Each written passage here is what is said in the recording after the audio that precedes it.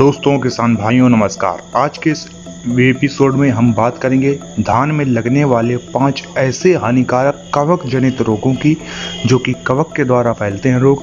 उनकी बात करेंगे, उनके होने का कारण बताएंगे, उनकी पहचान आप कैसे कर सकते हैं और उनकी रोकथाम के उपाय क्या है, ये भी हम इस वीडियो में बताएंगे। तो आपको ध्यान से वीडियो देखना पड़ेगा, क्योंकि हो सकता है कि आपकी फसल में भी इनमें से कोई रोग लगा हो, या 2 लगे हों, या सारे के सारे रोग भी लग सकते हैं। तो चलते हैं, इस वीडियो को शुरू करते हैं। लेकिन उससे पहले आपको एक बात बता दूं कि वीडियो के लास्ट में या बीच में मैं आपको एक ऐसी जानकारी दूंगा जो सभी किसान भाइयों के लिए बहुत ही अच्छी खबर होगी। तो आइए वीडियो को शुरू करते हैं।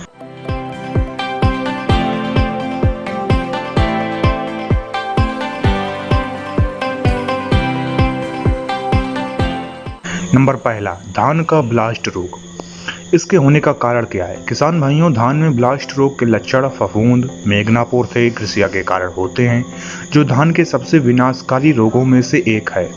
उच्च नाइट्रोजन या कम सिलिकॉन वाली मिट्टी में की गई धान की खेती में इस रोग की संभावना बहुत ज़्यादा होती है।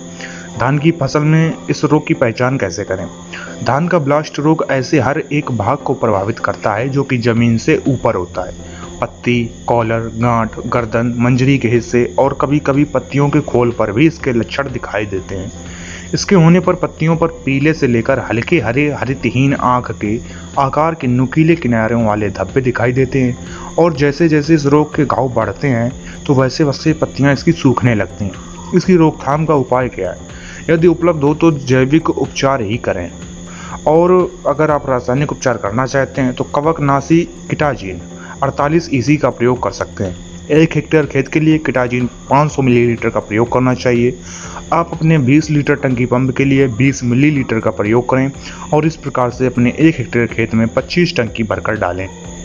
दूसरा रोग आता है, वो है धान के खोल में धब्बे यानी कि ब्लाइट वाला रोग। तो इसके होने का कारण क्या है? धान के खोल में धब्बों के उचित स्थिति 28 डिग्री से 32 डिग्री का उच्च तापमान है, नाइट्रोजन उर्वरकों का उच्च स्तर और 85 से 100% की सापेक्ष आर्द्रता है, और बरसात के मौसम में इस रोग का खतरा तो और भी बढ़ जाता है। एक बार धान के पौधे के संपर्क में आने पर कवक पत्तियों के खोल में प्रवेश कर जाता है। और इस रोग की पहचान कैसे करें, आइए जानते हैं। ब्लाइट रोग के प्रारंभिक लक्षण में जल की सतह के समीप छिलकों या कह सकते हैं कि खोल पर घाव हो जाते हैं। ये घाव अंडाकार हरापन लिए हुए भूरे रंग, 1 से 3 सेंटीमीटर लंबे और पानी से भरे हुए होते हैं। ये घाव बहुत ही असमान रूप से बढ़ते हैं और साथ ही साथ पौधे की सतह पर कवकी फुंसियां बन जाती हैं। इस रोग के होने पर पूरा पौधा मर भी सकता है। इसकी रोकथाम का उपाय क्या है? जैसा कि मैंने पहले बताया कि हो सके तो जैविक विधियों का ही प्रयोग करें, लेकिन आप रासायनिक विधियों का प्रयोग करना चाहते हैं तो आप थाइफ्लूजमाइड 24 SC का प्रयोग कर सकते हैं और 1 हेक्टेयर खेत के लिए 375 मिलीलीटर का प्रयोग करना चाहिए। अपने 20 लीटर टंकी पंप से 15 प्रयोग करना चाहिए और इस प्रकार से अपने 1 हेक्टेयर खेत में 25 टंकी भरकर डालें। तीसरा रोग आता है धान में तने की सड़न। कारण क्या है? यह रोग मेघनापोर्थे सेल्विनाई कवक के कारण होता है। जब यह कवक पत्तियों पर उतरते हैं तो सतह से चिपक जाते हैं और एक कीटाणु नली बना देते हैं, जो पत्तियों की बाहरी परत में छेद कर देती है। पहचान कैसे करें? किसान भाइयों, अधिकतर इसके लक्षण किले निकलने के चरण के बाद नजर आते हैं। शुरुआत के लक्षणों में पानी के स्तर के पास पत्ती की बाहरी सतह पर छोटे असमान काले घाव होते हैं, और जैसे जैसे रोग बढ़ता है ना, तो वैसे वैसे इसके घाव भी बढ़ने लगते हैं। रोकथाम कैसे करें? यदि उपलब्ध हो सके तो जैविक तरीकों से रोकथाम करें, जैसा मैंने पहले बताया। लेकिन अगर आप रासायनिक विधि से करना चाहते हैं तो मैनकोजेब 75 WP का प्रयोग भी कर सकते हैं।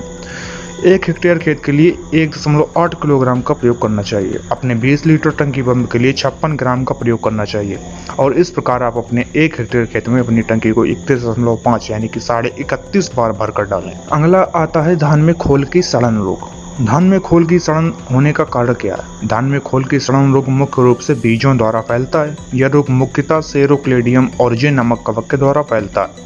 यह फफूंद धान की फसल के अवशेषों में कटाई के बाद में पनपता है। इसकी पहचान कैसे करें? किसान भाइयों, इस रोग के होने पर मंजरियों को घेरने वाली पत्तियों पर लंबा आकार से लेकर समान धब्बे यानी कि 0.5 से 1.5 प्रारंभिक अवस्था में दिखाई देते हैं। इन धब्बों की विशेषता पूरे केंद्र तथा कत्थई किनारे होते हैं। इसका संक्रमण सबसे ज़्यादा बूटिंग अवस्था में होता है, ये नोट कर लीजिए।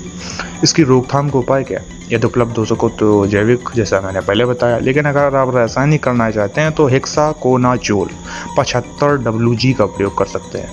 1 हेक्टेयर खेत के लिए 66 ग्राम का प्रयोग करें और अपने 20 लीटर टंकी पंप के लिए 3 ग्राम का प्रयोग करें और अपने 1 हेक्टेयर खेत के लिए 25 टंकी भरकर डालें। अगला जो आता है धान की पत्तियों का झुलसा रोग। ये आखिरी रोग भी है क्योंकि 5 ही की बात हुई है। तो धान की पत्तियों के झुलसने के कारण क्या है और आखिरी में मैं आपको बहुत ही बढ़िया जानकारी दूंगा, तो बने रहिए वीडियो के लास्ट तक। इस रोग का विकास प्राय मौसम में देर से विकसित पत्तियों पर होता है और नमी के मौसम में नाइट्रोजन उर्वरकों की मात्रा ज़्यादा और पौधों के बीच की कम जगह इस रोग के बढ़ने में सहायक होती है। इसके संक्रमण का स्रोत बीज और पिछली वाली फसल के अवशेष होते हैं, यानी कि जो धान के पहले बोई गई फसल होती है उसके अवशेष। इसकी पहचान कैसे करें? किसान भाइयों, पत्तियों के झुलसने के रोग से जुड़े लक्षण विकास के चरण, किस्म और पौधों के घनत्व के अनुसार बदलते हैं। इस रोग के घावों के लगातार बढ़ने के कारण से पत्तियों का एक बड़ा हिस्सा झुलस जाता है और इससे प्रभावित क्षेत्र झुलस जाते हैं। इसके कारण पत्तियां पाले से ग्रस्त दिखाई देने लगती हैं।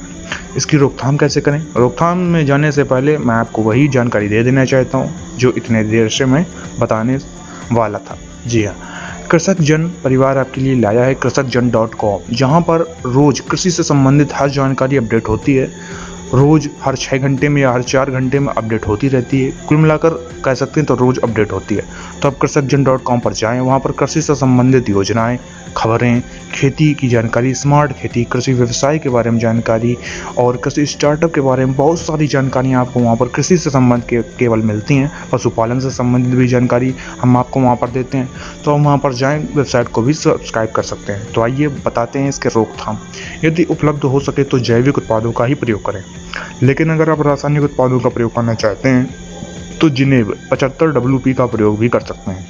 1 हेक्टेयर खेत के लिए 1.1 किलोग्राम का प्रयोग करें और अपने 20 लीटर टंकी पंप के लिए 45 ग्राम का प्रयोग करें और आप अपनी टंकी को 25 बार भरकर डालें। तो धन्यवाद किसान भाइयों और धन्यवाद दोस्तों, और इस चैनल को भी सब्सक्राइब कर लीजिए। तो जय हिंद, जय भारत, जय जवान, जय किसान।